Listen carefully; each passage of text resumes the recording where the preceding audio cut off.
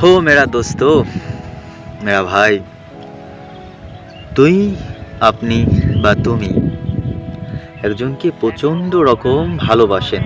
তাকে দেখলেই মনের ভিতরে হাহাকার করে ওঠে। কিন্তু মজার ব্যাপার, সে তোকে ভালোই বাসে না, বরং রাস্তার ছেলে মনে করে। এরূপ অবস্থায় তোর কি করা উচিত? প্রথমত, তার সঙ্গে কোনো খারাপ, বিরূপ, তিক্ত আচরণ করা উচিত না। কেন উচিত না? এরূপ আচরণ আপনাকে দুর্বল দেখায়।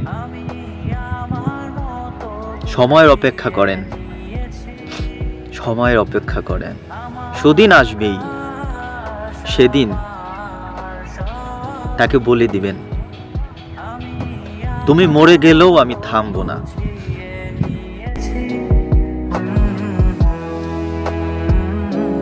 হ্যাঁ, থামবো না।